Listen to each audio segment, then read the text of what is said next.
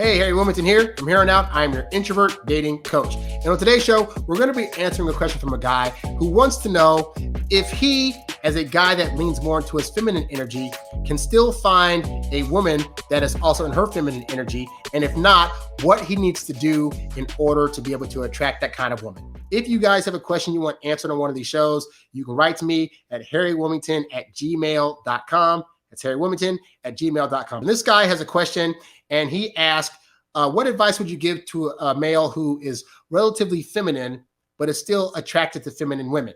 If you knew a young guy, late teens or 20s, who was attracted to feminine women, but he has feminine mannerisms and feminine personality traits, such as higher in agreeableness and neuroticism, and he was struggling with women, what advice would you give him?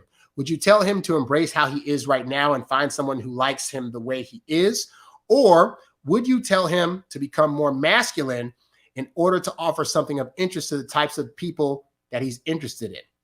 So thank you, guys, for the question. And this is a very interesting question because this really taps into a lot of things ranging from who you are as a guy, what should or should not be accepted, should you be changing yourself, or should you be accepted for who you are, okay? And I went through this same struggle. Like I said, my dad died when I was 9 years old. I grew up around mostly women. Most of my friends growing up in high school and college were women. And so for me, I was very much in my feminine energy. And when I moved out to California and started dating, I would go out with women at times that would actually let me know that what I was doing was not quite as masculine as they needed it to be. Perfect example. I dated this woman one time. She was a law school person. She worked at a law school. And when we first met up, like our second date, we hooked up. It was freaking great. But what I noticed was that there would be times when we would go out on dates and I would go to hold her hand. And the direction in which my hand was going, I guess I was putting my hand under hers instead of putting it over hers. And anytime I would go for her hand to hold her hand, she would take my hand and then she would move her hand to the way that it was supposed to go, as if to say, hey, you're the guy. Your hand is supposed to be leading mine. Now, this is a woman who was teaching a law school, and she grew up in a two-parent household, but she was definitely very much on her own. She was she had that energy of a person that could have a little bit more masculine energy, because going to law school, you're in the trenches studying all the time. You're learning all these various things, and it's very much a masculine energy in that type of environment. That was back then. I don't know if it's changed or not. So for misspeaking, it is what it is. But anyway, so all that to say, but even with that kind of woman who had a very high-paying job, was in a very high position in her company or whatever, she still wanted me, as the guy, to display masculine traits so she could feel like the female when she was with me, okay? And so when I read these kind of letters, that's what I think about. I think about the guys out there that grew up around a lot of women. And so it's not bad, like I said earlier, if you happen to have a few traits here and there that are feminine. But what can happen is that other women will then see those traits and they're going to subconsciously mark you off their list. It's not a thing they're going to consciously do, because women don't want to think that they're being biased against other guys, because it sounds stupid to be like, oh, well, a guy is caring and he's highly agreeable and he's, doing X, Y, and Z. So I should like him, right? Because he's being a nice guy. But unfortunately, that is not how the real world works. In the real world, if you're doing a lot of feminine energy leaning activities or postures or movements, and you're looking for a woman that is also feminine, then that's not going to work out. Now, you might think to yourself, okay, well, if I'm a guy with feminine energy, couldn't I just find a woman with masculine energy? You can, but here's the problem. Even those women inevitably are going to want a guy that has more masculine energy than them. And I only know this because I have some strong women in my family. They're strong. They had high positions in life. They work for what they wanted to. They have families. They got married to guys, and most of them are divorced. And part of that was because I had one that actually took on his wife's last name, and then they got divorced. And that's because in the natural order of things, women ultimately do not want to play the masculine role. So even if you're a guy that's in his feminine and you look for a woman that's in her masculine, that doesn't mean she wants to be there. More often that means that because of the life that she had growing up, she had to tap into her masculine energy more often than she wanted to. But that does not mean that that's where she actually wanted to stay. And it does not mean that there's not a part of her that always wished that some guy would come along and be able to take over all these various masculine roles that she took on so she could then, slink back into her femininity. All right. So here's the thing.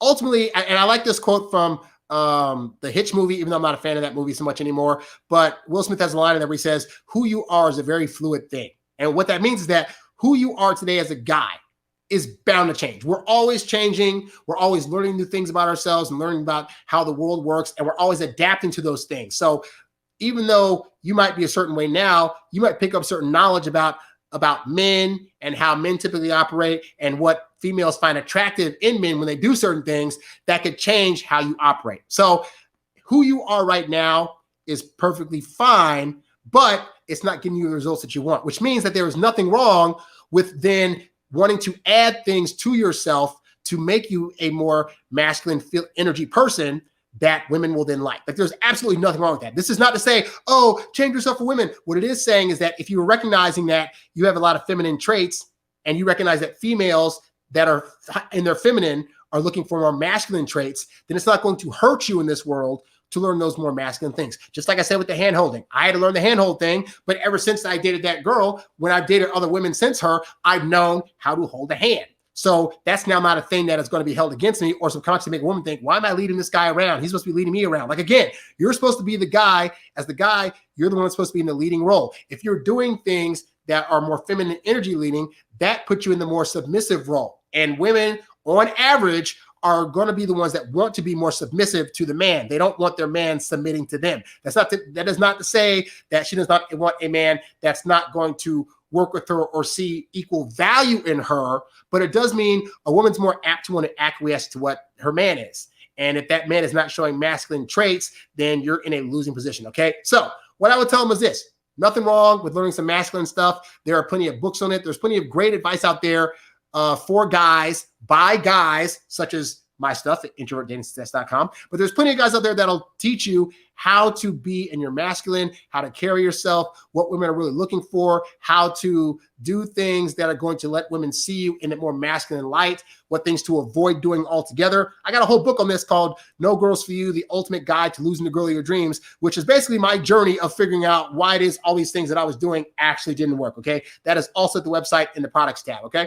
But yeah, so that's the advice that I would give, is that learn what those things are that you're missing out on. And this isn't to say, by the way, that you got to be extra macho. It's not saying you got to go work out in the gym, although I do recommend working out just to be in shape, but that's not a thing you have to do. Like all these so-called toxic masculine behaviors that are out there, those aren't things women want. I mean, women, you might think that, oh, women are leaning towards all these guys who are doing these so-called toxic masculine things, but that's not it. What happens is those guys that are doing those that we'll say are toxically masculine, those are the ones that they might be doing harmful things, but there's a part of them that's also putting out their traits that women naturally respond to that are positive. You know, things like being a leader, making decisions, not being indifferent to her feelings about if she gets mad at you for something that you want to do. How are you taking that? And unfortunately, a lot of guys today, because we were raised under a lot of single women and single mothers, and we've gotten a lot of this feminine teaching, we have leaned more into our feminine, to whereby we think these things are okay because, well, our moms were feminine, but they taught us these things and we're good people, so it should be totally fine. But then women that are out there trying to date, they're looking at you and saying, he's more feminine than me. I don't think I want a guy that's more feminine than me. I want a guy that is really not feminine at all, but at least is more masculine in showing himself than I am. If you're not able to do that, then it definitely is to your benefit.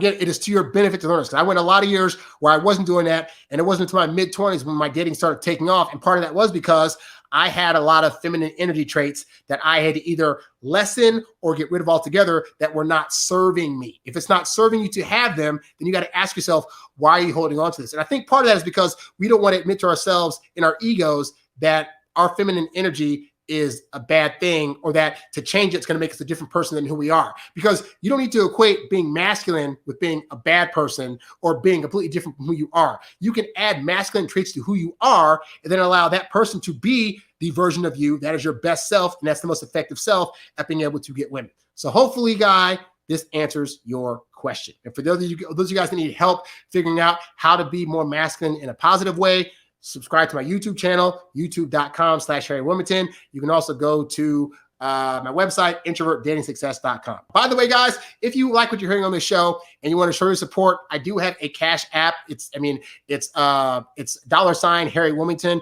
And that's just if you want to show support for the show. This is a free show, so I'm not saying you have to pay any kind of money to listen to this show. What I'm saying is if you like this content and you want to show your support, it takes a lot of effort to put on these kind of shows. I had to get a laptop, I got lights, I got microphones, I got all this equipment that I paid for, and I do these weekly. I got StreamYard that I'm paying for on a monthly basis. So if you want to support the show, because I keep putting these out, I am always gracious for that, and I accept it, and I thank you very much for those of you that have so far, okay? So once again, you can go to Cash App and send it $HarryWilmington, okay? Any amount. It could be $1, it could be a penny, it could be 100,000, million, billion, $1 trillion, whatever you send. It just says, hey, Harry, I appreciate all the effort that you put into these shows and the help you put into my life, and it is much appreciated. Thank you for watching this episode of the Introvert Dating Success Show. If you found the info in this episode to be helpful, please show your support by clicking on the tip jar tab, the link of which can be found at the website and in the description below. Be sure to like, share, subscribe, and comment on this episode and catch new episodes right here on YouTube or wherever podcasts can be found. In the meantime, be sure to check out these other episodes so you too can learn to date as your introverted self while still getting your precious alone time. Thanks for watching, and I'll catch you next time. Peace.